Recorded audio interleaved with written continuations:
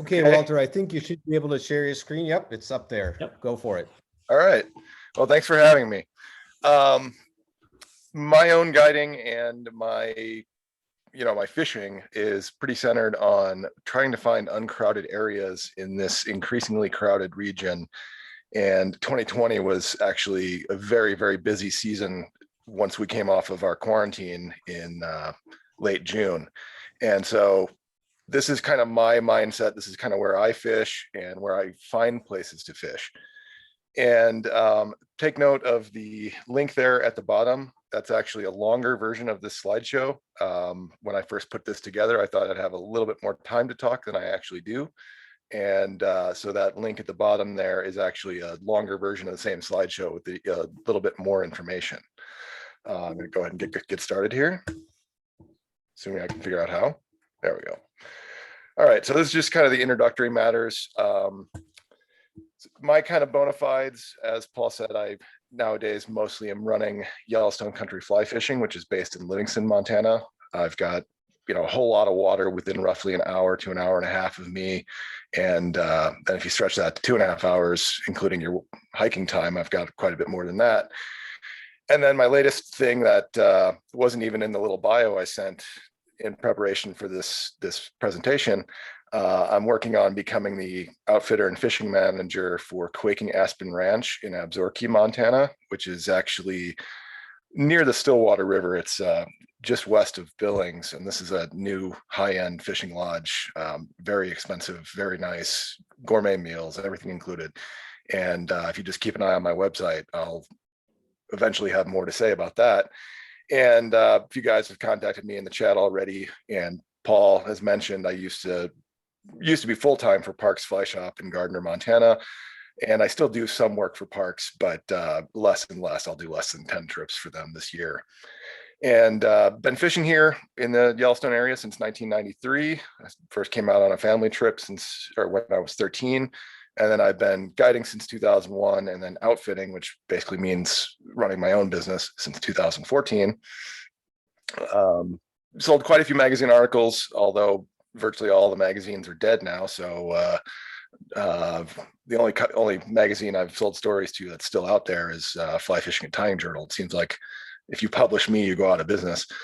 And then I've written 3 books as well, Fly Tying Manual, and then 2 other books. And if you go to my website, I do have links on those. And I'm married. I live with my wife here in Livingston, and I'm sitting here in my man cave right now, where I tie my flies. And grew up fly fishing in the Missouri Ozarks, and so not that dissimilar from your neck of the woods there. About my operation, kind of focus on flow trips, simply because that's what most people want to do. And actually, it's a little easier to get away from people on flow trips, just because, if you're in a boat, even if you put in with a bunch of other boats, you spread out some. And increasingly, I'm focusing on waters like the Stillwater and Boulder River, which I'll be covering in this talk. I also do walkway trips in Montana on all the waters mentioned in that first bullet point there. And then this year, I'm actually calling my Yellowstone trips hike-in trips, hike-wade trips, rather than walkways, just to emphasize the fact that hiking is the best way of getting away from people. I also offer jet boat trips up on the Missouri River, particularly from now until early July, when things start clearing up down here. And then, of course, private water trips, and that East Rosebud Creek that mentioned there in the bullet point, that's actually on the property of that Quaking Aspen Ranch I mentioned. So I'm excited to be able to work over there. And then there's my contact info. The key thing to remember is my business is flyfishmontana.biz. Okay, and so this is kind of my operations area here, and mostly what I'll be talking about in this presentation. My Photoshop skills are not the best, as you can see. Livingston is, hopefully you're seeing my cursor here, right there. And so I kind of focus on areas south of me and then east of me, rather than heading west towards Bozeman, because of course Bozeman is where there are lots and lots of people. I do work primarily on the lower Madison River. I don't really work on the upper. I can get to much less crowded water with shorter drives. And then over here, there's a little piece of the Jefferson River as well, but that's again a very minor part of my business. So what do I mean by less loved fisheries? There's just simply less competition from other anglers and from other guides. Unless you're fishing little mountain creeks, you're usually going to have some people around, but you can shed quite a lot of those roadside crowds, kind of adopting a few of the things I'm going to mention here. Here are the reasons. Lower crowds, the fish are going to be in better condition, usually better looking fish. Their fins are going to be in better shape. They're not going to be hook scarred, etc. There's quite a bit more water than a lot of folks tend to focus on when they come out to Montana. The downside is that most of the water that's got big fish in it is already pretty famous and gets the traffic already. The one exception would be places like the lower Jefferson River or the far lower Yellowstone River, places like that, which really start getting into a lot less fish. I'm sure, your water's there, like in the driftless, you start getting into the water that's a little bit too warm. You've got a few big trout, but not much beyond that. You can get away from people in those waters too, but of course you might fish all day and only catch 2 fish if you're lucky. So the common features here. Now I am going to give some specifics, some waters that I like to fish. If you're trying to figure out where to fish around here, that's going to be less crowded. These are the kinds of things to look for. Harder to access, meaning primarily if you're walking, it's going to be rougher banks, rougher hikes, meaning faster water, bigger boulders, tighter woods, more log jams to climb over, things like that. I separate out the distance of the walk. If you're going up into Slough Creek or something like that, that's a longer hike. That's one way of shedding those roadside crowds. The places in general that are going to have lower crowds are going to have smaller trout, not necessarily small trout, but just smaller. I'm just thinking of, for example, Soda Butte Creek, which I'm sure a lot of people listening to me here have already fished. Soda Butte is jam-packed with people, but if you go up and fish its tributary, Pebble Creek, somewhat smaller fish, less people. As I mentioned, you start working into those areas that have fewer but larger trout, and then start mixing in other species. That's going to shed a lot of people as well. And then for float fisheries, it's just getting away from Livingston, Bozeman, and Yellowstone Park, because those are the places that most guides are going to be based. That's going to be the place that most tourists are going to be fishing. So you start making things a little bit less convenient in terms of access from those towns and then from the park. It's going to clear out some of the crowds. Just as an example of that, last summer on the Stillwater River, which is roughly 80 miles east of here, is where it enters the Yellowstone. I never saw more than one other guide. I guided about 8 days last year on the Stillwater, saw one guide 4 or 5 days, and then no one the rest of the time. That's not to say there weren't people fishing. I saw quite a few fun floaters and then bank anglers, but in comparison to the Yellowstone near Livingston here, there was a 50th of the guide traffic. And then the key point here is you don't need to hit all of these bullets to find uncrowded water.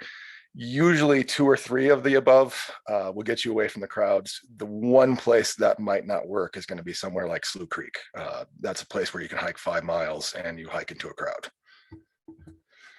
Okay, and then here is kind of some places in the northern part of Yellowstone Park that I would suggest looking at if you're trying to find less crowds. This is kind of covering my operations area, which is basically the northern, north central, northeastern parts of the park. I don't get into the southern part of the park at all.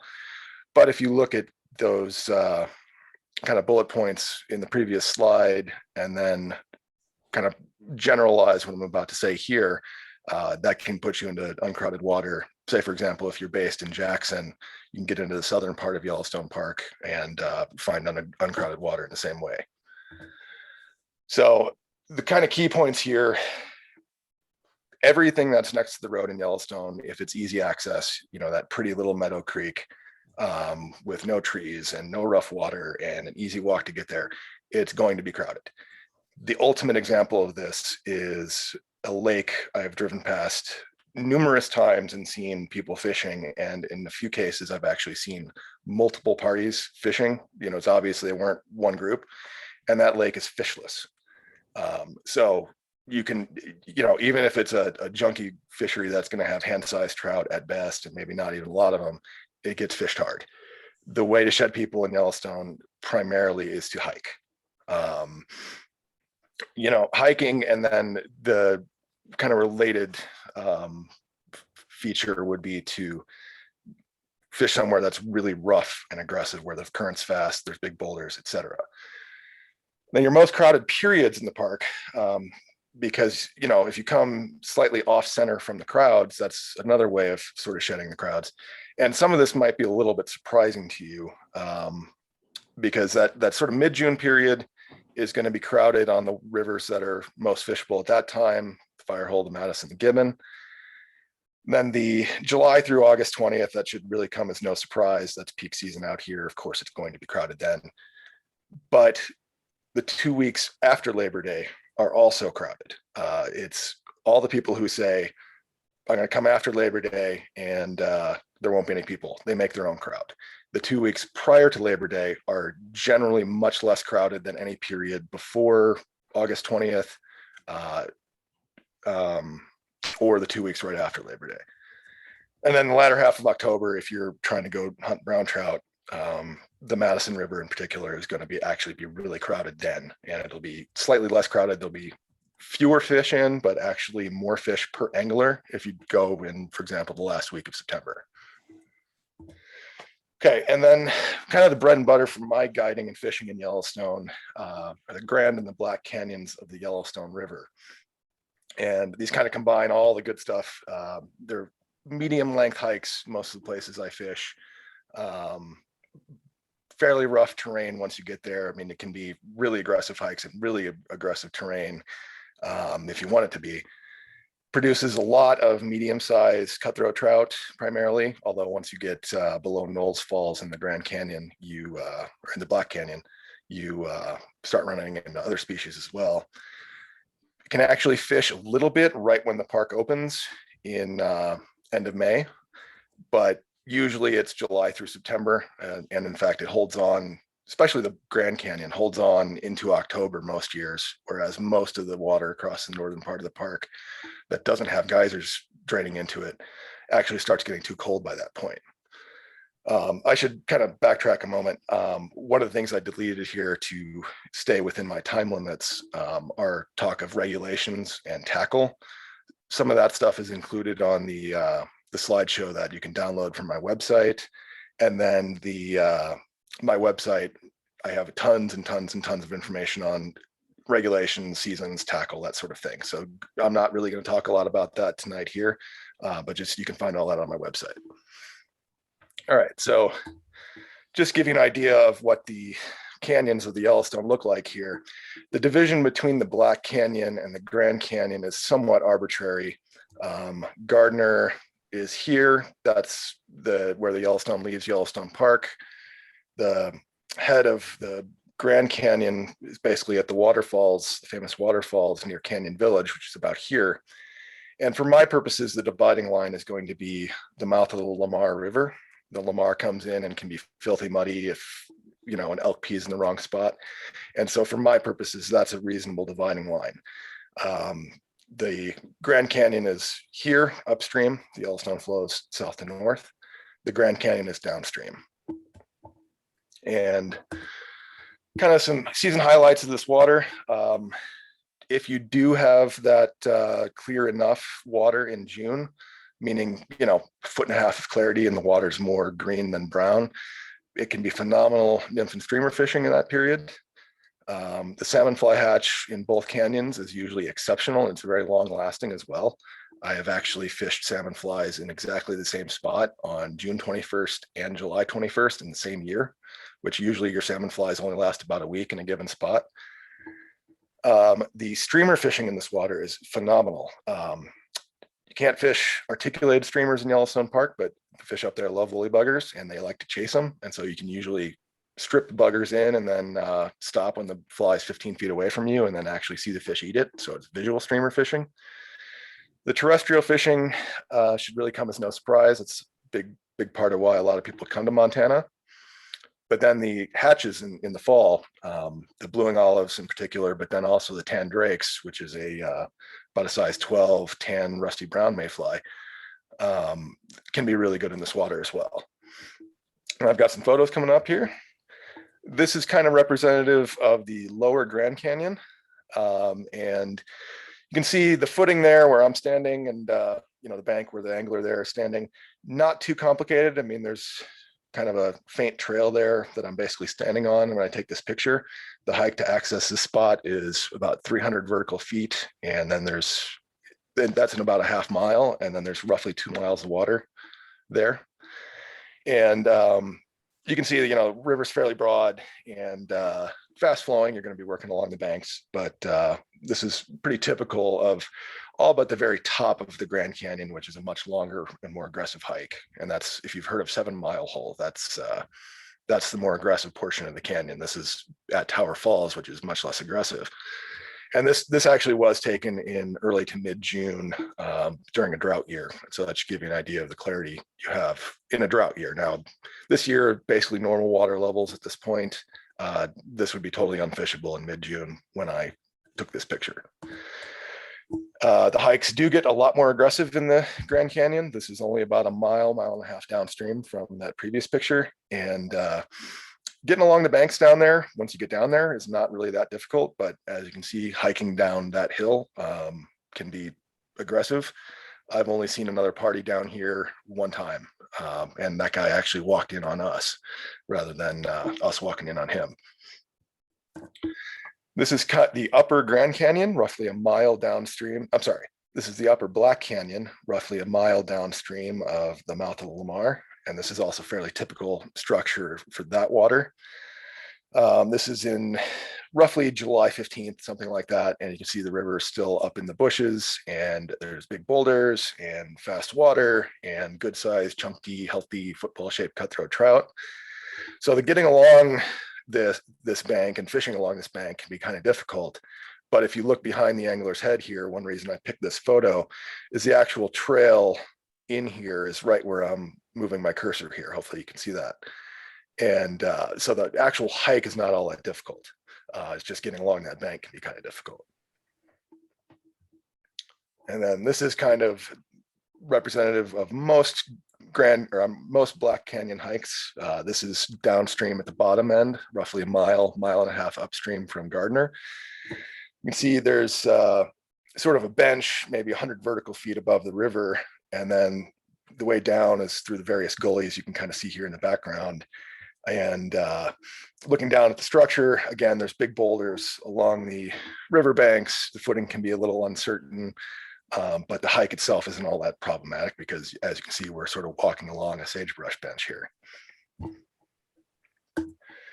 Okay, moving on to kind of the next area to think about. The Lamar, Soda Butte Creek, Slough Creek are the most crowded waters in the region, for good reason. The meadow sections of these streams hold lots of good sized fish, have very consistent hatches, etc. I hardly ever guide those meadow areas because they are always crowded. Soda Butte Creek is the most crowded water within 500 miles most of the time. And you sometimes struggle to find 50 yards to fish. And, that's perfectly reasonable to fish, especially you can find 100 yards. But, I think people are paying me for a different experience than that. And so I don't like guiding the flat sections of these streams. I do like guiding the rougher sections of them. Slough Creek in particular is the crowded one. You can hike a very long distance on that stream. And Slough is call it creek, but it's a good sized stream. I mean, you could almost float a kayak or something down it. You can literally hike 8 miles and find yourself in a crowd because there's a lot of overnight use on that one. Lamar, you hike 8 miles, you'll never see anybody. In general, the rough sections of Slough serve as nursery areas. They're going to hold mostly smaller trout with a few monsters. Forgot my S there. So that's actually a really good thing for novice anglers because you can go up and fish these rough sections of Slough and catch lots of hand-sized fish and then an occasional really big one. And there are pictures coming up. The rough stretches of the Lamar, by contrast, typically are going to hold a mixed bag. I think the average size slants a bit smaller than in the meadow sections, but the peak size is at least as large, if not even bigger than in the meadows. And then, like everywhere else in the Lamar system, the late June, some years, drought years, the runoff ends. More commonly sometime between the 5th and 10th of July. From that point through July is going to be really good. There's usually really strong hatches during that period, and the fish aren't all that smart yet. But the fishing stays decent usually until the middle of September, and then trails off pretty aggressively after that. And then one thing to note, the Lamar system is very prone to getting muddy due to thunderstorms. Literally, it looks like a crayon factory exploded. It can be just so heavy with red clay silt that the waves don't break. Slough Creek almost never gets muddy. And so if you get onto those rough stretches of slough, those meadow sections of slough may be jammed up with people, but the rough stretches usually are not. That's kind of the last refuge in the Lamar drainage to shed people during summer storms. Then here's a map kind of given what I'm talking about here. This is the Lamar kind of crossing the screen from right to left. The rough water kind of starts at the far right side of the screen here and then continues. The steepest and roughest section is in here, and then kind of ends where the road crosses right here. But then it stays fairly rough and a little bit further from the road all the way down to the Yellowstone, which is down here. And so you've got probably about 6 miles of water in there. That's relatively unfished in comparison to the rest of the flatter portions of the Lamar drainage. The one section that gets relatively heavy pressure is what I'm kind of circling right here, and that's because if you can kind of tell from the overhead shot here, that is a little flatter. These areas where the banks get a little steeper and a little farther from the road, some portions of which are very difficult to access from one or the other side, that gets a lot less traffic once you get down in this area. And then, so that's Lamar, and here is Slough Creek, kind of an overhead. There's sort of 3 sections of rough water on Slough. Working from the upstream end here, this is between the second meadow and first meadow, second meadow being up at the far top right here, first meadow being right here. So there's roughly a mile of fast water in there. That's a little steeper. And then the section that's probably of most interest to people is going to be this section kind of right through between the first meadow and the lower meadow, which this right here is actually the Slough Creek Campground. And so it kind of runs right through the campground, but it runs a long way upstream from there as well. And then there's a short section, maybe 500 yards, right at the bottom of Slough Creek where it tilts over and dumps into the Lamar. Usually what I'll do to fish that section is I'll go fish that section and then fish my way up the Lamar back to this bridge here. Kind of the highlights of this water. Unlike virtually everywhere else in this drainage, you have excellent salmon and fly and golden stonefly hatches, particularly on the Lamar, but they can be in the rough water on Slough as well. Really, the main draw for most folks is going to be the potential for a really big fish in the rough water on Slough. Those fish from the meadows typically run up into the rough water to spawn, and they'll hang out for 2 to 3 weeks after they're done spawning. Typically, the spawning will be complete between the 10th and 15th of July, and they'll still be in there for 2 to 3 weeks after that. And this water gets the same hatches that the rest of the Lamar does in terms of the mayflies. It's a large grayish mayfly, size 10 to 14. It is a green drake. It's actually several species of green drakes, not gray drakes, even though you'll hear them called gray drakes. That's why those big fish will stay up there, is because there's no reason for them to leave until the water really gets too low. They've got enough food for 2 to 3 weeks and enough overhead cover from the fast water that there's no reason to run. Moving on here, this is the Lamar, maybe half a mile above the northeast entrance road bridge here. As you can see, the footing is not great. Strangely enough, this is actually the section of the canyon that typically is most crowded. And the reason for that is going to be right here is the road. This kind of first bench you can kind of see on the left is actually where the road is. And so that section can be relatively crowded, even though it's right next to the road there. I'm sorry, even though it's so rocky. And by all means, be cautious if you opt to fish this water, because this is probably the largest boulders and most uncertain footing of anywhere I talk about here. And that pool that guy's fishing is probably 15 feet deep right there. So, you know, you never know what you're going to catch. I've had some very large fish in here, both on dries and on streamers. This is up on Slough Creek, and this is kind of representative of the mellower structure in the rough water on Slough Creek. And as you can see, that's actually a pretty good sized pool we're fishing there. I think we caught 5 fish out of this pool. That was the only one larger than about 10 inches. And that's pretty typical of the rough water on Slough. Now moving on to this photo, this is kind of more representative of how the rough water, kind of the rougher sections of the rough water on Slough Creek can look. Starting to look a little bit like the Lamar there in terms of the huge boulders and difficult footing and so forth. The one thing to note here is this pool right here, and notice this flat rock right here.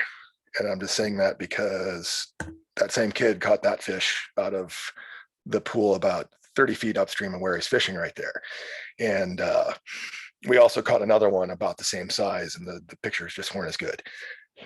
So, you know, these are not monstrous fish in comparison to what you see in the Lamar drainage. I've seen fish in the 22-inch class in the same pool where we caught this one. In fact, it rose, but the guy didn't set the hook. So it's a really good stretch of water for sort of hand-sized fish, and then an occasional one like that. Moving on to kind of the number 3 area to check out across the northern part of the park, the rugged and hiking portions of the Gardner. The Gardner River is not an underfished body of water, it's an underappreciated body of water, if that makes sense. A lot of times people fish this as sort of a second chance fishery, the place to go when everything else is muddy, the place to go when everything else is crowded. And it's actually a pretty fun river, not least because it's very, very different. There's actually 3 sections of the Gardner that fish quite differently. River loses something like 3,000 feet of elevation over 20 miles and goes over a whole bunch of waterfalls, and also has a big hot spring that enters it. And so it offers very different fishing from top to bottom. And it's also close enough to Gardner that if you happen to be staying there, you can fish that in the evening after you get done elsewhere for the day or whatever. Map of the Gardner here. The Gardner actually flows, well, it's sort of a fishhook shape or a J shape. Starts way off in the backcountry in the mountains here. And the section that's kind of orange brown that flows in this sort of 90-degree rotated C shape here, that's all small brook trout. There's a series of waterfalls in this section of the Gardner River that allow other species to start coming in. This section up here was originally fishless. And so this is a great small water fishery for novice anglers. Can be crowded, you know, as you can see down here, it crosses right underneath the road. Can be crowded in this section. It can be crowded in some of this meadow section up here, but pretty much all of the rest of it, once you get a half mile away from the road, it's not crowded at all. It's got tons of brook trout, good summer fishery. Then the section in blue here is going to be fast, rough and tumble, some brook trout, but mostly rainbows, browns, a few cutthroats, kind of a mixed bag summer fishery.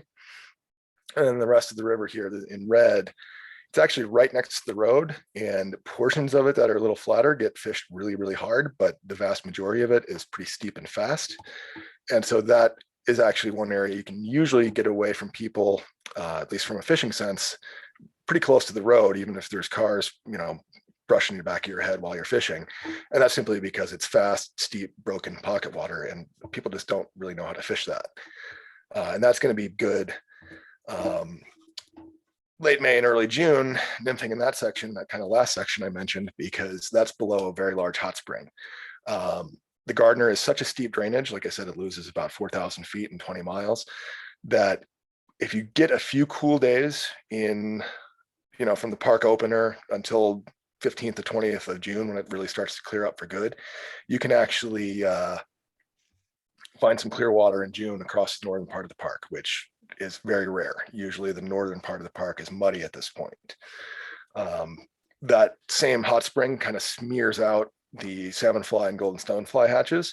They'll usually start below Boiling River before July 1st, and then they often last into August, the first week of August, in the roughest sections, kind of the canyon water that's most remote on the Gardner.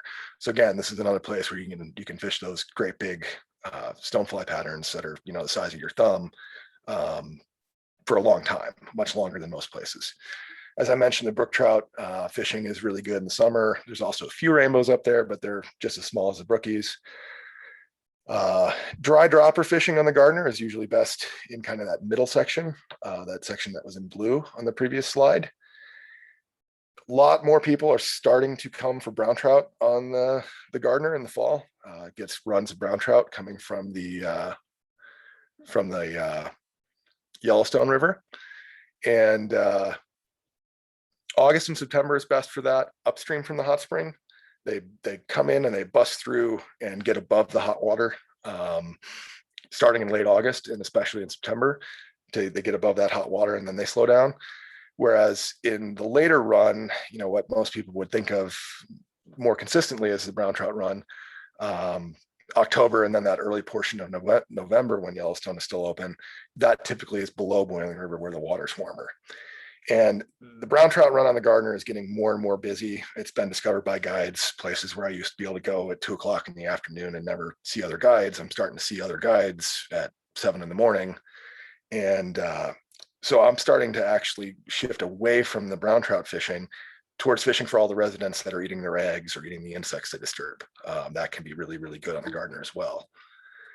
Then photos from the Gardner. This is the headwaters. Pretty typical fishing. This is a place I take a lot of beginners, a lot of kids. As you can see, wide open prairie type stream here. This is about a mile and a quarter hike. And because it is wide open, easy walking here, this section actually does get fished a little bit now. You want to be there first. But there is probably 4 miles of water that's like this. And so if you want to combine a family hike with fishing, you can still easily get away from folks. This is kind of representative of the sort of lower portion of the brook trout water. This is still probably 70% brook trout in here. Very different river, obviously, even though this is only about 2 miles downstream from that previous slide. At this point, there's been several tributary creeks come in, and the river's obviously gotten a lot larger. You know, it's kind of like walking on water here. You can actually walk completely across the river on those rock shelves that the waterfall is going over there, but it's still probably twice the size as it is up above. And obviously very pretty. And that's one of the benefits of some of these places I'm talking about, which is you get some scenery that you don't otherwise see in Yellowstone Park. This is kind of representative of the pocket water sections of the sort of middle and lower Gardner. And tactically, this is kind of how you want to approach it. You see how close he's fishing to that pocket in the middle of the river there. I don't know if I was having him fish dry dropper or just nymphing. As you can see, looking at this would be excellent Euro nymphing water. That's how I primarily fish it now. But very short range, you know, usually a rod length to 2 rod lengths is all you want to cast here. And if you do that, you will get some pretty decent fish, even in the rough water. There are a few big pools on the Gardner, and those get fished really hard, but this is a run-up fish from the Yellowstone. It's not a big one, but you know, 14 to 18 inch run-up fish from the Yellowstone, even in that rough water, you know, you don't get as many of them as you do targeting the big pools that get most of the pressure, but you'll still pick up some. And you know, it's exciting when you get one out of water like that. And I mentioned that I'm tending to focus more on the rainbows and so forth now towards the end of the season on the Gardner. And this is why. This was one of my last fish of the season last year. It may very well have been my last fish of the season. I know I think I posted this on Instagram at the end of the season last year. And I caught this fish in pocket water, just Euro nymphing. So you can get some pretty nice rainbows late season. Even if the brown trout areas, those big pools that get all the pressure are crowded, you can move 500 yards and, you know, fish a half mile of river that's more turbulent and not see anyone. All right, so moving on to kind of the small streams of Yellowstone Park. And this is in, everything I'm going to share here is kind of the northern part of the park where I'm guiding, but this applies to any small streams in Yellowstone Park. With the exception of the brook trout creeks near the road, you're usually not going to see very many people. They're usually best in the middle of summer, although a few that drain the central part of the park are best in actually starting in mid-June and stretching until the middle of July. Some sort of highlights here are, I call these trips beginner brookie trips, just chasing hand-sized fish in the little creeks. It's great beginner fishing. If you're looking to introduce someone to fly fishing, you're more likely to get them 20 fish than none. And so if you've got a 12-year-old who's struggling at home or something like that, this is really good place to change that. And then, there are some bigger fish on the pocket water creeks occasionally, especially the places that contain cutthroat trout. And then the scenery on the small streams in Yellowstone is fantastic. This would be fairly typical of the fish you're going to see in most small streams in Yellowstone. Of whatever species, brook trout, cutthroat. This one's a cutthroat. Browns, rainbows, kind of depends on what was originally stocked. But every once in a while, you get something like that. And this kind of goes back to what I was saying about Slough Creek. Those post-spawn cutthroats, the big ones occasionally stick around in these little creeks. This creek is about a rod length wide. And basically what I go up there for is in the last 10 days of July, I go trying to find these fish. And strangely enough, the other kind of the resident fish in here tend to be 10 or 12-inch brookies, which that's not too bad of a problem either. This is pretty representative of the sort of brook trout streams across the northern part of the park, sort of riffle pool structure and burned over terrain, some areas of pocket water, but a lot of pools as well. And this was certainly a beginner trip where I took this picture. This is representative of a lot of the streams that sort of drain the park's central plateau. Yellowstone being a volcano, this is actually inside the caldera here. And so a lot of this stuff is pretty mellow, meadow type streams with some rock outcroppings. This stream happens to contain cutthroats, but there's others that contain browns, others that contain brookies. The headwaters of the Gibbon River actually are going to contain west slope cutthroat, a different subspecies, and grayling moving forward because they've reintroduced the grayling. And that's also going to kind of look like this. I picked this photo because some of you who've been to Yellowstone probably know exactly where this is. This waterfall is about 3 miles south of Mammoth, right next to the road. The road is right over our heads there, but you can see the this steepness and aggressiveness of that terrain. This creek is full of brook trout right here, and I've never seen anyone else fish it. So, that's that sort of that trade-off. If you get into that rugged terrain, you don't have to hike as far. And one of the points I like to make about creeks in Yellowstone is that all of them hold fish. As long as it's not draining right out of a geyser basin, it's going to hold fish. There's places where this stream is no larger than, what comes out of your garden hose. And it's full of west slope cutthroat trout. And it's very tough to fish, of course, but if you like that small brush tunnel kind of fishing, there's a million little creeks like this in Yellowstone. And there are just some kind of scenery surprises in fishing in little creeks in Yellowstone Park. I first fished this creek in 2019. I'd been driving along it for, 20 years or something. And I had no idea that waterfall was there. I'm only about 100 yards from the road right here. And there was no sign, there was no parking area, there was no anything. It's just, random waterfall in the middle of this beautiful little mountain creek. And that's actually where I caught that first little cutthroat in this section of photos. So kind of a brief note here on lakes in Yellowstone. They're going to be of most interest in terms of getting away from people in early to mid-June until early to mid-July. And you can usually hike 2 to 4 miles and get away from people pretty well, although they're going to be more crowded than those small streams in particular. But they are a great place to catch grayling. That's kind of the main draw of the lakes, I would say, in Yellowstone right now. The places that don't have grayling typically are inconsistent, fishless, crowded, don't have very many fish, just aren't great options most of the time. And as I note there, 90% of all the lakes you see, if you're just driving along in Yellowstone and you drive along the lake, odds are it's fishless. And that's because there's no stocking in Yellowstone, and a lot of those lakes freeze out, or they've got geyser water in them or something like that. And so you can pull over and fish 90% of the creeks in Yellowstone, and as long as the regulations state that it's open, you can fish it, and there's probably fish in it.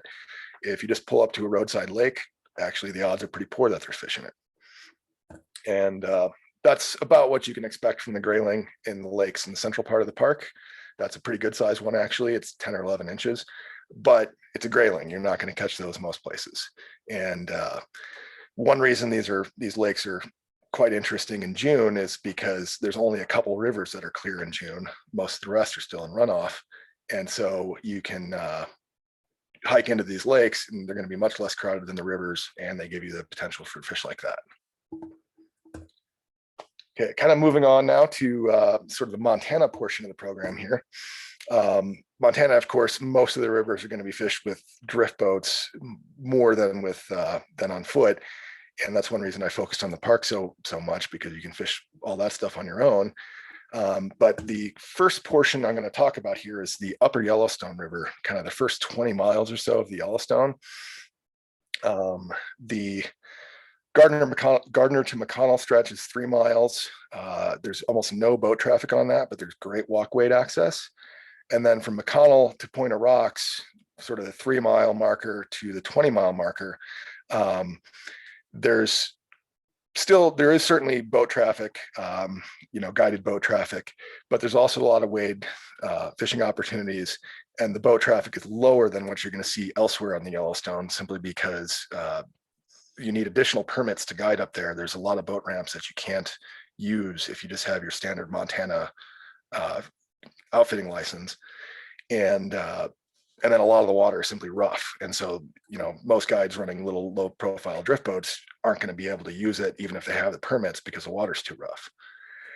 And then I'm not really going to talk about this section, but the section east of Big Timber. So that first section I was talking about is this section down here at the bottom left of your screen. And then the section east of Big Timber is essentially the rest of the trout holding portions of the Yellowstone. That latter portion, the lower portion, is effectively drift boat only. Unless you have your own boat, you're not really going to be able to fish that on your own. There's just not a lot of wade access. But if you're going on a guide trip, that section is going to hold big fish, not as many of them.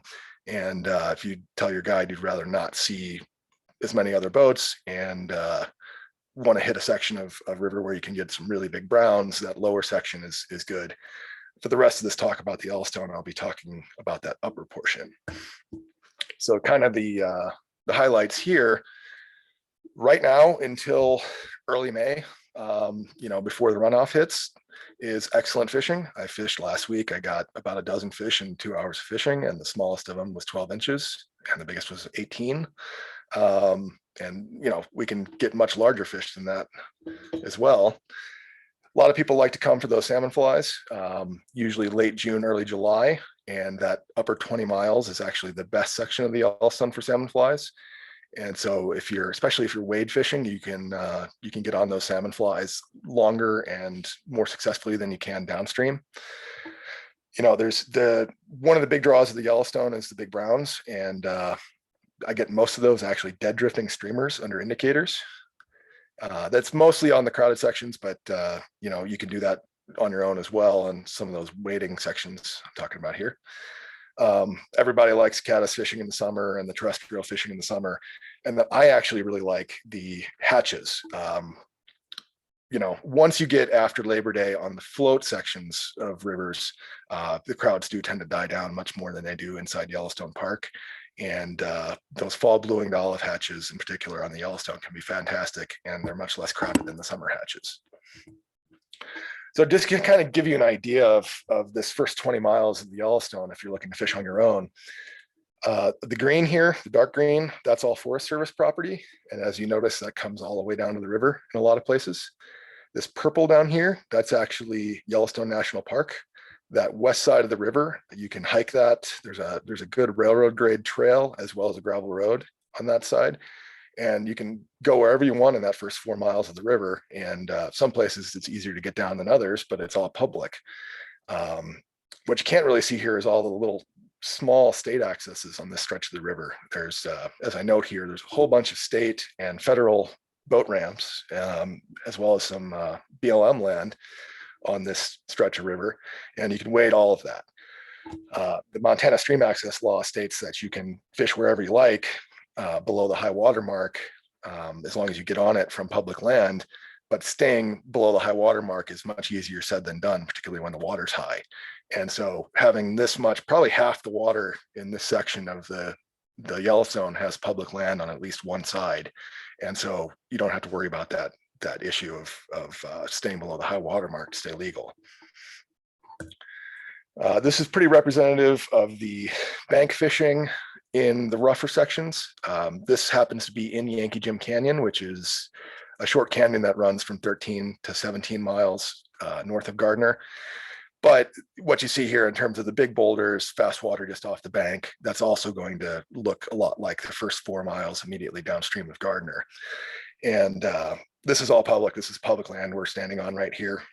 I usually float this, but we just pulled over to have a potty break, and guy got out to fish a little bit, but you could just as easily climb down from the road. The road is kind of right over our left shoulders there. This is kind of illustrative of some of the boat ramps on this section of the Yellowstone. This is literally how I got the boat in the river here. This is Queen of Waters fishing access site, which is about 1.5 miles north of Gardner. And the way I get the raft in there, once it gets low, is I drop the boat off the trailer, turn it 90 degrees, and then shove it down over these rocks and bushes into the river. And unlike probably 60% of Montana guides do not have rafts. I have both a raft and a drift boat. And that's gets me on the section of the river. At least in the fall, when you can't get a drift boat into this area, I've got about 1.5 miles of water that I very seldom see any other guides, just because of how rough that access is. And the other reason I use the raft is this one. That's in Yankee Jim Canyon, and that's a class 3 rapid called Big Rock. We're downstream of Big Rock at this point, but getting into the wave train. And at the time, I used to run a high side drift boat, which is murder in the wind. And now I run a low side drift boat and a raft, which makes floating through this section of the river much easier. And, on a really bad day, I might see 5 other guides floating in this section. And I'll also note it's perfectly legal for you to wade both banks here because we're in the national forest right here. This is a sort of typical fish. I'll call it a typical nice fish for the upper Yellowstone,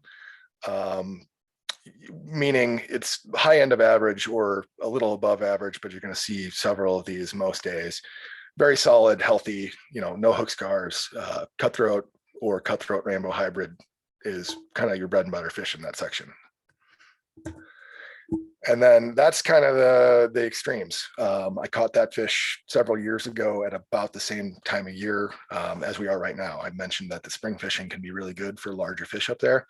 And in fact, I think I caught this fish Easter weekend in 2013. And I actually caught 2 the same size in about a half hour. And what it is there's a spawning stream just upstream, and I'm fishing a kind of a deep run immediately downstream of a spawning stream. And they stage there. And so that's, if you're looking to shed people and have a shot at the big fish, that's why this is a good time. Hey, Walt, this is Bob. I'm just chiming in here to give you your roughly 5-minute warning and to remind everybody if they have questions to put them in the chat. So, okay. I thought I'd deleted enough here, but I guess I'm talking more than I thought I would. So you can get all these slides at that link. I haven't changed any of these. And so I'm actually going to skip talking about these tributary creeks here, except to show you just some pictures here. There's my wife. That's another tributary. This is kind of 2 extremes here, the sort of extremes of the tributary creeks here. There's a sort of brush tunnels.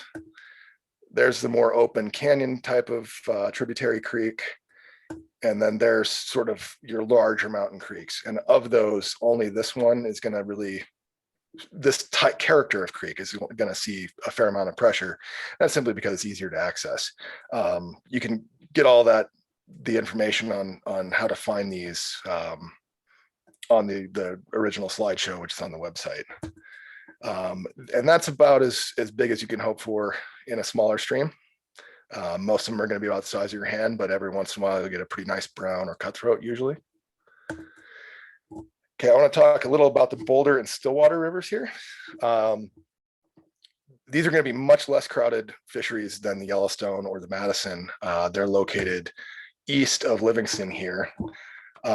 Bozeman is kind of off the left side of my screen here. And then Livingston is off the west side of my screen here. And Bozeman's another 30 miles west of that. The Boulder River is the one on your left that enters at Big Timber. And then the Stillwater River is the one on the right that enters at Columbus. And they're very similar rivers. They're steep, they're fast, they're turbulent, can be floated only in rafts, and usually have fairly short float seasons. They stay clear longer than the Yellowstone does. Late April, early May can be really good. The Boulder in particular actually gets clear kind of like the Gardner does. If you get a couple cold days in June, the Boulder can be fishable. They both see excellent dry dropper and caddis and mayfly hatches in the summer. Once they start getting too low to float fish, you can find uncrowded wade fishing.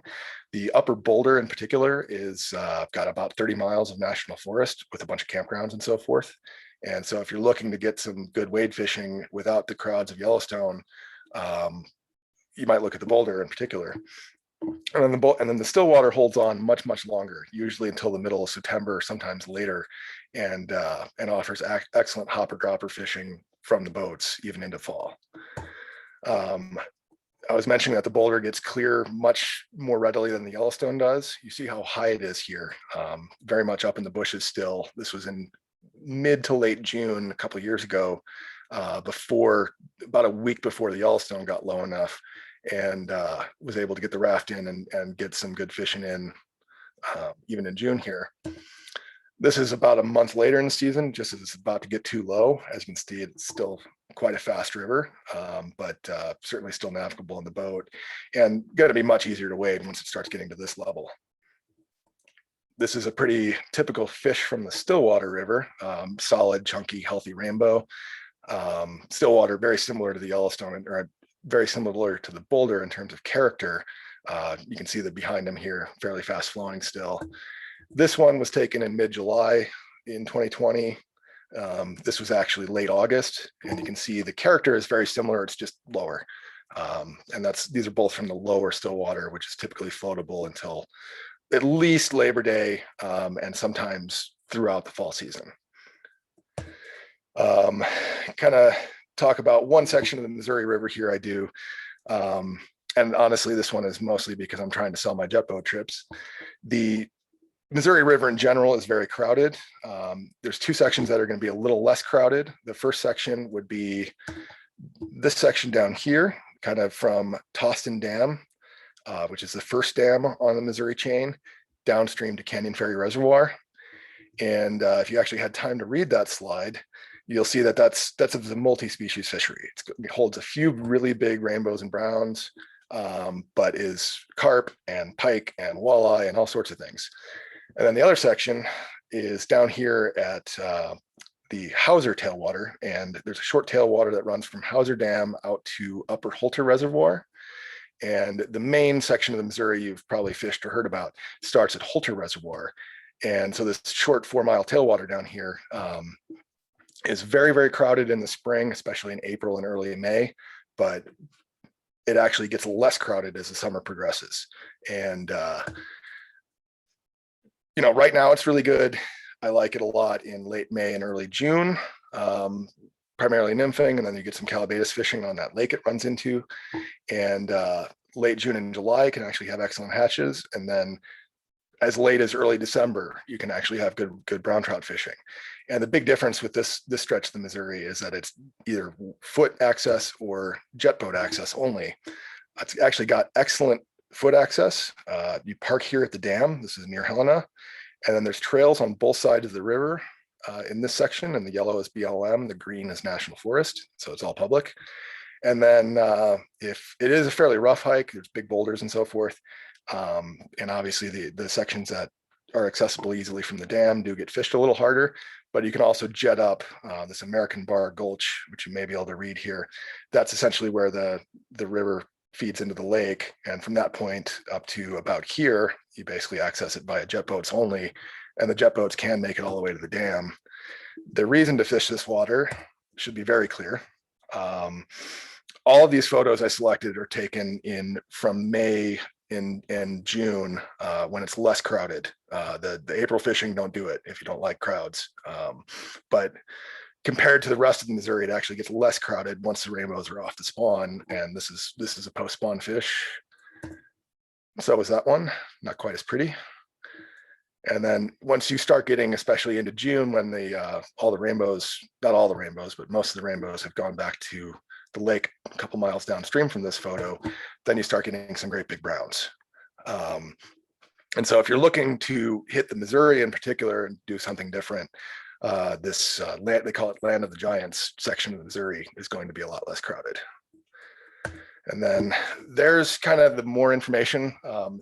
Definitely, I'll hopefully leave this up here for a minute while we get into the questions. You know, the link to the talk, including the places I've kind of busted right past, was on that beginning of the slide there. But then this is the sort of stuff that's going to help you plan your trips to fishing the region. I have a master's degree in creative writing, and as you may have noticed by the number of slides, I tend to have sort of diarrhea of the keyboard. And so literally there's as much information on those three sections of my website as you'll find in many books. And so whether you decide to fish with me or not, this will kind of set you up for your trips out here. And I think I'll go ahead and call it there because I think we've got a bunch of questions. All right, super. I almost made it. Yeah, thanks for your presentation so far. Has been wonderful. We've had a lot of good comments. I put a lot of good things in chat, and then we found out that I was just sending them to Bob and not to everybody else and on the meeting. So apologize for that. A couple questions here. How would you compare the upper Stillwater to the upper Slough? Upper Stillwater is very different from Upper Slough Creek. Well, it kind of depends on what you mean by Upper Slough Creek. If you're talking about, so Slough Creek actually begins outside of Yellowstone Park in the National Forest and then flows into the park. And you get high enough on Slough and it turns into kind of a small mountain stream. But if you're talking about Slough in, let's say, Third Meadow inside Yellowstone Park, that's a meadow stream with abundant large cutthroats. The upper Stillwater, essentially above the town of Nye, is going to be a much smaller, steeper, faster kind of kayaking river. With you get up high enough on it, it's mostly hand-sized brook trout. You get, as you go down on the Stillwater, it transitions over to rainbows and browns. And so they're very different rivers. The Stillwater is going to be a lot less crowded than Slough Creek once you get up high, but it's also going to be a lot smaller fish. If you can see over my shoulder, that cutthroat was from the second meadow of Slough Creek. Yeah, I can kind of see it. That's one reason why you can hike 8 miles on Slough Creek into a crowd, is because of meadows. Now, and you will occasionally intercept fish that big. I can't really see exactly how big it is, but in those canyon sections, you'll occasionally see fish that large. I mean, the average size is certainly bigger in the meadows, but you know, the numbers are at least just as high in the canyons, and then occasionally you'll get a big one as well. Yep. You mentioned just a couple of things, but we had a question on what are your favorite personal hatches? Oh, my favorite hatch is easy. That's the fall blueing olives. They're definitely the most consistent hatch. You know, they hatch pretty much everywhere from anywhere from the Gardner on up to the Lamar. And typically by the time that those hatches are really strong, the crowds are starting to drop off a little bit. And so you can fish them just about everywhere. But yeah, definitely the fall bluing olives. Okay. And I should note that they're not really all that olive. They're typically more gray. And actually I tend to fish purple flies. If you look around on my internet presence, you'll see how aggressively I promote little purple mayfly cripples. I almost never fish a high floating mayfly pattern. I fish cripples. If you look up a DOA cripple, that's kind of the style I use. And I don't think there's really any reason to use anything that takes longer to tie or floats any higher than that, because those are both really buoyant and really visible, and yet float low. Another question along that same line, and you answered it, was what are some of your favorite flies and sizes? And the only thing you guys need to know from Walter is a size 14 bob hopper. Yeah, that's if I was limited to one hopper, that would certainly be it. One thing I didn't mention on my sort of qualification section is I am a commercial fly designer. I commercial fly tire, but then I also design flies for one of the wholesale companies, and they're currently stocking about 15 colors of the bob hopper or something like that. I carry 2 boxes of just this pattern, and the advantage of it is it's also very, very easy to tie. It takes about 2.5 minutes to tie. And if you go to YouTube, go to my website, and you'll be able to click on my YouTube link, and then just look up. Originally called it a micro chaos hopper, and then eventually changed the name to bob hopper because an ex-girlfriend named it that. And I've got actually 2 videos on YouTube, one of sort of the early version and one of the later version of that pattern.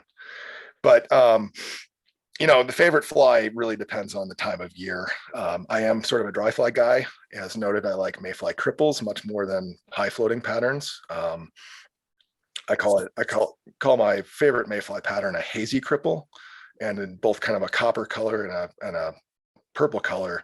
It's a really good attractor pattern. And in terms of length of season in which I fish a pattern, that hazy cripple, so-called because it uses the same body method as the purple haze, is probably my favorite pattern, because I can use that, essentially from August until May, if the hatch is on.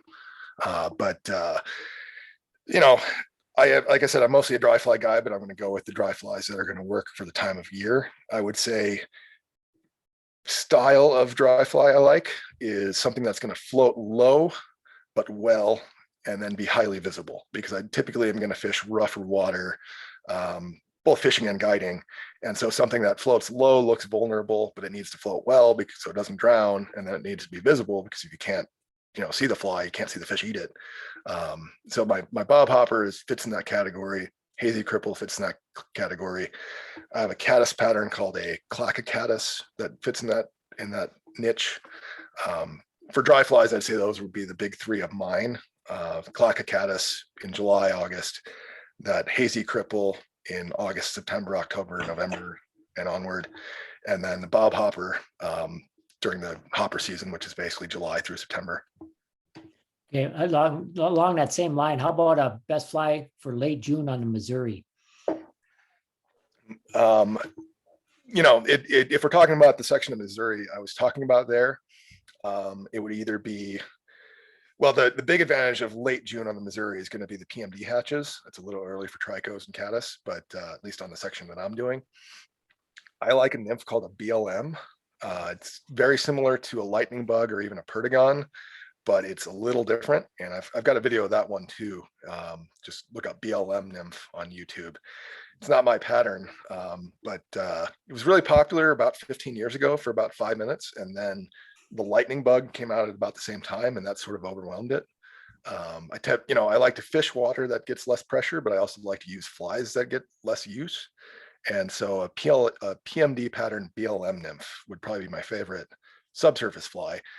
If they started rising, I would tie a mayfly cripple, a PMD cripple, with about 2/3 of the fly being the brown, the rusty brown of a nymph, and then the front third being the sort of adult PMD color. And there's a lot of different patterns that would categorize in that, you could fall into that category. Okay, super. In Yellowstone National Park, is off-trail travel permitted, or do you need to stay on designated trails? So it kind of depends on where you are. If you are in geyser basins, they are really cracking down on off-trail travel, which is really going to hurt fishing on the fire hole. In fact, I got yelled at. Well, I didn't get yelled at, but I was witness to somebody getting yelled at by a ranger for walking up a angler track that has been there for 75 years. And, it goes off into a geyser basin. And they're essentially closing down that sort of off trail area. And that's a real problem because, so much of the fire hole is in that kind of area. Elsewhere, unless there's established grizzly bear closures, you're allowed to go off trail. You're encouraged to follow leave no trace principles. In other words, don't create your own, don't all charge right down the same path. If there's no path, spread out so that you don't create one. If there is an established path, official or otherwise, then you should follow that. So in other words, if there's a trail, follow it. If there's not a trail, don't. In other words, don't make one. But yeah, I mean, most of the water I've talked about here, there are no trails. At least, there might be a trail that goes into the body of water, but then once you're fishing, you're kind of cutting your own path. Yep. We're going to kind of stay in that Yellowstone area for a couple more questions. And I could answer this one. How would you rate the hike down to the confluence of the Lamar and the Yellowstone? Easy, moderate, or difficult? The hike down is always easy. It's the hike up. So I would say in comparison to just hiking in general, I would call that moderate. Comparison to hiking into the Yellowstone and the canyons in particular, that's fairly easy. I do that one quite a bit. That's probably where I'm guiding the most right now. That photo of the guy standing right next to the bushes with a nice cutthroat on the Yellowstone. I mean, that's how I got there, is I hiked down to the mouth of the Lamar and then walked another mile past it. So in comparison to other canyon hikes, I would say that's easy. Now the footing in a lot of those places is not so easy. And then along that same line, we have bear wisdom, please. And I'm going to point folks to my website for that, because I do have a staying safe around animals section of the website. The main thing is carry bear spray and make noise and pay attention to any bulletins the park puts out about bear activity, because they will sometimes close some areas, like if there's a carcass or something, and they won't announce that in the regulations. They'll just have a placard at the trailhead or something like that. And so if you're gonna be going into somewhere that's out of sight of the road, it wouldn't hurt to contact the ranger station for that part of the park and just ask them if there's been any specific bear encounters in that area. But bear spray, make noise is the main thing, and just kind of be situationally aware. And they're everywhere. I mean, the grizzly bears are everywhere throughout the park. Yeah, when I lived in Gardner, I was walking home from the bar one night and I had a cop offer me a ride because there was a bear in my neighborhood. So yeah.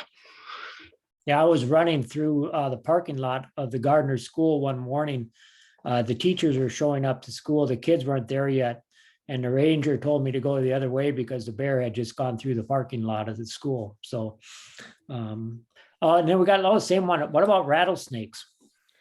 Yellowstone is a great place to go if you don't like rattlesnakes. I have seen a grand total of 2, and one of them was right behind the fly shop. And then the other one was about a quarter mile up the Gardner River from the confluence with Yellowstone. That some of that more arid area looks like rattlesnake habitat, but the altitude is your friend here. And at our latitude, they only get up to about 5,200 feet. And the park boundary is 5,300 feet. And so you get even 5 miles up the road into the park or 1,000 vertical feet hiking and you won't see them. About the only places you need to worry about them are kind of the last few miles of the Black Canyon, like the 3 to 5 miles immediately upstream from Gardner. And then maybe the bottom mile or 2 of the Gardner. And like I said, I've only ever seen 2. And then now you get out into some other areas in Montana, they get more. There's more potential for that. On the other hand, you're more likely to be in a boat once you get well outside the park. How's fishing pressure on Upper Pebble Creek? Upper Pebble Creek is going to be fairly low. Right at the campground at the bottom is quite high. That's one reason I didn't mention it. That's a pretty aggressive hike. You start at essentially the northeast entrance of the park, and if you've ever been out there, you know that the mountains just to the west are essentially vertical, and so it's a tough hike. But you hike. I can't remember the name of the trailhead there. I think it's Warm Creek or Warm Springs or something like that. The first mile or two is basically straight up over the mountains. And then when you come over that first mountain ridge is sort of where Pebble Creek is coming together from all the little trickles. So it's the good fishing on Pebble is essentially between the bottom of the trail, which starts at Pebble Creek Campground, kind of at the bottom of the creek, and where you come in. So you come over the hill, you look down on the creek, you walk down a couple miles, and then that's where there's enough water in it. And that's a small meadow stream. Like most meadow streams, it can produce an occasional big fish. And big meaning, this is a creek that's like 10 or 15 feet wide. And so big is, 15 inches. But it's a high alpine meadow up there, basically, is what you're fishing. It's just a quick story about Walter. A couple of years ago, where I was out there with my daughter, and he was guiding us, and we were fishing on That was about 10 years ago, I think, actually. Yeah, on Trout Lake, and the cutthroat were still spawning. And as soon as we got back to the fly shop, he was calling the rangers to try to extend the no fishing section on Trout Lake to protect those spawning cutthroat from fishermen. So he does the right things. The other story about Walter, I just want to mention, 2 years ago, I was in West Yellowstone. I was actually visiting with Craig Matthews at Blue Ribbon Flies, and we're talking about the Blue Ribbon Flies, Adam's Cripple, and Walter's Gray Haze. And I kind of put those two together. But Craig Matthews' parting comment was that Walter, he's one of the good guys. So one last question here that we have is, do you fish the fire hole or the little fire hole? I fished the little fire hole a little bit. I mean, I fished the fire hole. I kind of lose my train of thought here because I haven't had dinner, but I fished the upper fire hole some above Old Faithful. There's a closure zone. This is kind of getting beyond my guiding area now because I am quite a ways away. But there's a closure zone that extends from just above Old Faithful to about a half mile below Old Faithful. And then so the upper fire hole would actually be above Old Faithful, above all the geysers. And when I lived in Gardner, I did fish that occasionally. The very upper end of that would qualify as sort of a small brook trout creek, but the section from Kepler Cascades down to the start of that closure zone is a really interesting mixed bag fishery. It's got a lot of brook trout, but also some fairly decent browns and some rainbows. Certainly gets less pressure than the main fire hole, which is, when it's cool enough, is quite busy. And then the little fire hole, I've never fished the upper little fire hole, which is, there's a couple waterfalls on it. The lower little fire hole, and this is actually something I didn't have room to include in the PowerPoint.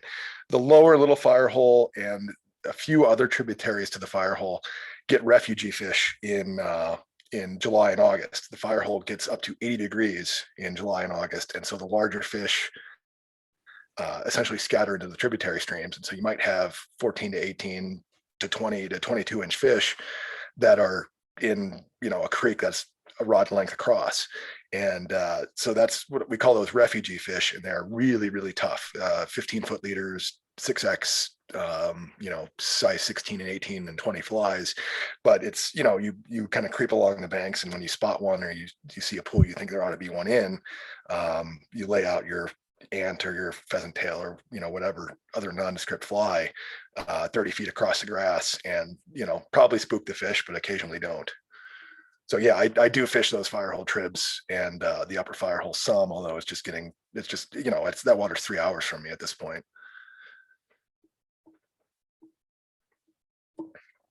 You still hearing me? Yeah, we hear you. Hey, Okay. I was seeing my screen was freezing there and I didn't hear Paul. Didn't hear Paul. Have we still got you, Paul?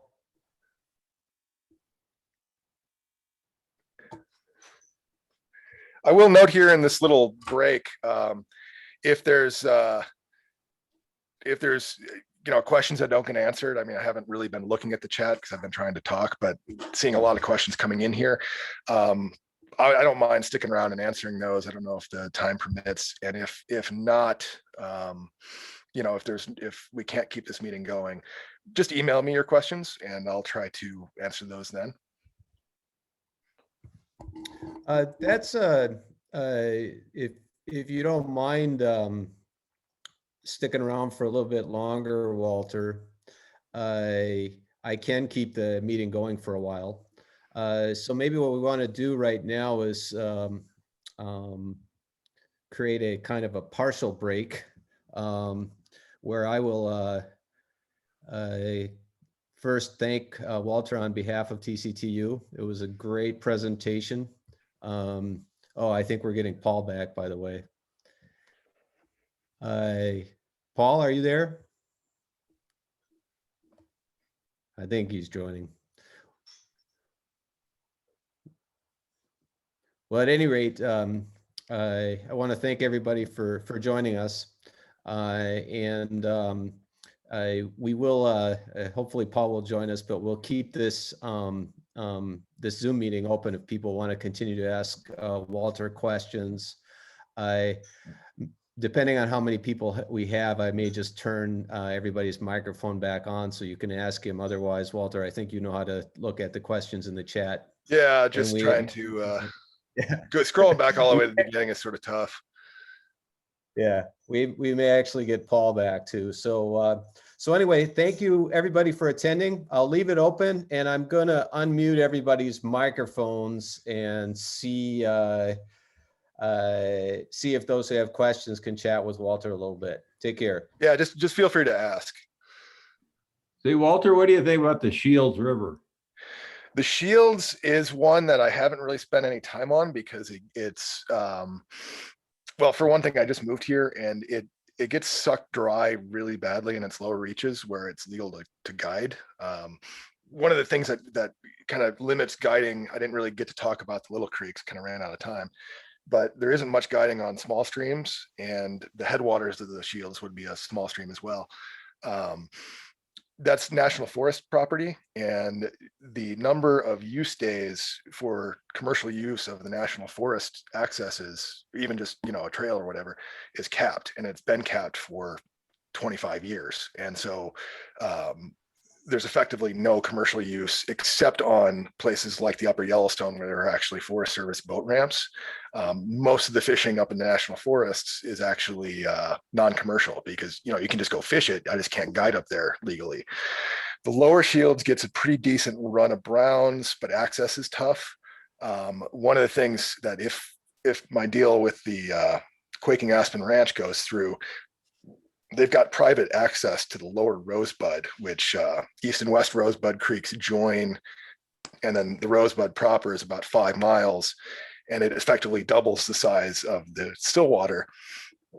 Perfectly floatable river, but you need a really, really small raft for that. And if I get a really small raft, I'll wind up using it on the Shields too. It's just my boat I've got a 14-foot raft because it's, you know, mostly for the Yellowstone, and it's just too big to float that lower Shields. The big problem with it is it'll never be, you know, part of the same tier of the rivers I mentioned here, the Stillwater and the Boulder in particular. It's a south-facing drainage with much heavier irrigation drawdowns, and so it gets warmer and lower by comparison, and so it just doesn't have the same numbers of fish. But it's got some big browns. I mean, that's the main draw. Thanks. So, sure. In answer to the question that just came in from Matt K, yeah, I do go down and fish the southern end of Yellowstone Park. I've never actually fished in Wyoming, which is bizarre. I've never bought a Wyoming license, and so I've never fished in the Tetons and stuff like that. And the reason is simply distance. You know, in the summertime I'm guiding, and so taking 5 hours to drive to Jackson, Wyoming just doesn't really make a great deal of sense. I just don't have the time. And that's why I don't get to the southern end of the park. That's why I didn't really talk about the southern end of the park today, is because, you know, Old Faithful at this point is roughly 2.5 hours for me. And so that's getting a really long drive.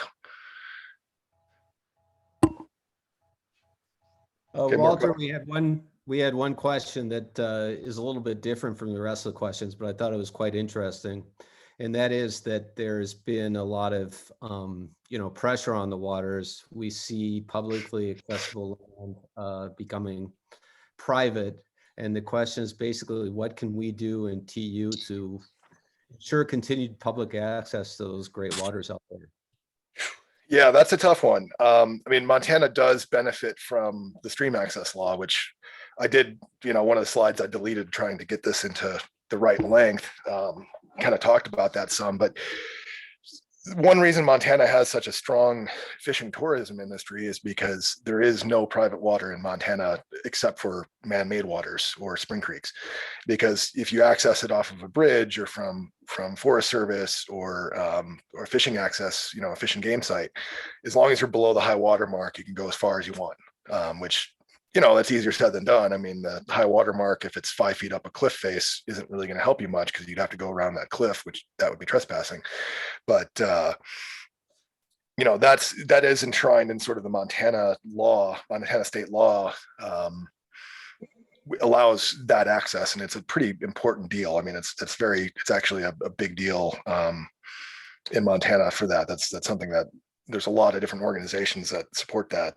Montana Backcountry Hunters and Anglers, I think, is the name of the organization, which is really in favor of that.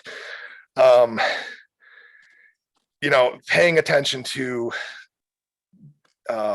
court cases. It seems like some out-of-state landowner brings a court case trying to bring down the stream access law about every 5 years, and supporting the organizations that are fighting that. When you see those news stories in the TU publication and things like that, that's the biggest thing. And then the other thing, of course, is climate change is very real. I've been guiding out here since 2001.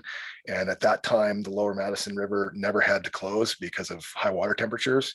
And now it has a permanent summer 2 p.m. closure due to high water temperatures because it gets above 70 degrees, 73 degrees, every July and August now. And so that I would say is the other main threat besides, big out-of-state landowners trying to shut down access, trying to circumvent the stream access law, and sometimes getting sheriffs in their pockets and things like that. That's a big threat. But then also, those lower elevation fisheries with climate change are starting to suffer. And I think that, that would shove more people up into the park, more people into the high country, et cetera. And so, making good choices in terms of who you support politically and with your own vehicles and so forth. I saw another question came in here about the area around White Sulphur Springs. That's one area that I wish it had a lot more public access. There just isn't a great deal up there. There's a few road crossings and one fish and game access on the Musselshell River, which is kind of interesting, like in late June. There's a little bit of Forest Service land north of White Sulphur as you get kind of between White Sulphur and Belt, Montana, in particular on Belt Creek itself, although there's some mining discharge problems on that creek. There's a few dribs and drabs here, little creeks. There's some hiking stuff, some hiking lakes up north of here in the Crazy Mountains, kind of south of White Sulphur, as well as in the Big and Little Belts. And I think the Castle Range is the one that's north of that. But it's all dribs and drabs. I do have a jet boat now. I kind of rushed through that end of the program there. The main fishing right near White Sulphur Springs is actually on, there's a series of reservoirs that are really good. And that's basically boat fishing, and they're best in June. The upper Smith River is actually probably the most interesting thing there. There's a fair amount of access to that, and you can't float the Smith. If you've heard about the Smith River in Montana, you actually have to put in for a drawing, and you only have like a 1 in 4 chance of getting the drawing, and it's a 5-day float. But you can wade fish essentially from the headwaters downstream to the boat launch, which is, that's like 25 miles or something. And there's a fair amount of public access up there. I mean, I would say in general, the White Sulphur Springs area, the reason it's not as famous as the area further south, closer to Yellowstone Park, is because it's frankly not quite as good. So to Mike Menzel, sorry, I saw your chat earlier, Mike, your direct message, but I didn't, that's actually a direct message. Well, anyway, I got a direct message from Mike Menzel, who I guided last year, right before lockdown. the question on the best fishing in May and June, and my website is going to give a lot of that information, but I'll mention it here because it is somewhat limited. If we're talking about in Yellowstone Park, the Yellowstone Park season opens the Saturday Memorial Day weekend, which this year is the 29th of May. You know, if it opens a little before that, then you've got a little bit more time. But May and June in Yellowstone, you're looking at first the Firehole and Madison Rivers, and then the Gibbon River. That's sort of the first half of June. That's about when those small lakes I briefly mentioned come in, the Grayling Lakes in the central part of the park, of which right now the best is Cascade Lake. Sometimes in mid-June, that's about when the Gardner starts dropping into shape. You know, like I mentioned, it can fish a little bit in early June if the water's low enough. It's very high, it's very physical, but it really starts dropping into shape in mid-June. Most years, some years as late as the 25th of June, it can drop into shape. The May and June fishing outside the park kind of splits. The beginning of May, you've got potentially the Yellowstone if it hasn't blown out yet, and if it's still clear, you can't plan on it. But that first 10 days or even 2 weeks of May, if the Yellowstone is still clear, that's when you get your Mother's Day caddis hatch. You know, there's caddis flying up your nose and so forth, and there's fish rising all over the place potentially. The Yellowstone can be really good in early May. The lower Madison River, which is only about an hour from me, that's pretty typically good in May and June, because it actually gets too warm in July, and so May and June is when that's at its best. If it's clear, the Boulder River can be really good in May. Otherwise, in May, I'm looking at the reservoirs up north of here in Montana, those ones I just mentioned up by White Sulphur Springs, and then also the Missouri River.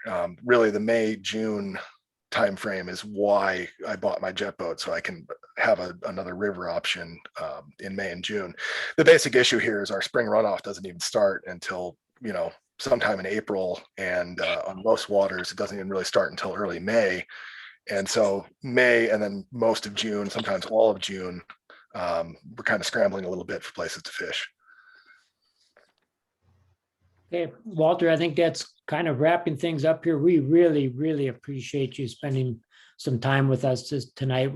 Just an excellent presentation. Just a reminder to everybody, somebody's going to win a box of flies. As I mentioned earlier, Walter's been a pretty good influence on me with my fly tying, so thank him for that. And then our next chapter meeting is Tuesday, April 27th, and we have Casey Yallely, I think her name is, from the Wisconsin DNR. She does a lot of work in the River Falls area and on those streams. So again, Walter, thanks for joining us. Everybody that joined us tonight, we really do appreciate you spending a little bit of time with us. It's been a very good evening. So thanks, everyone. Thanks for having me. And if anyone has any other questions, by all means, shoot them to me via email.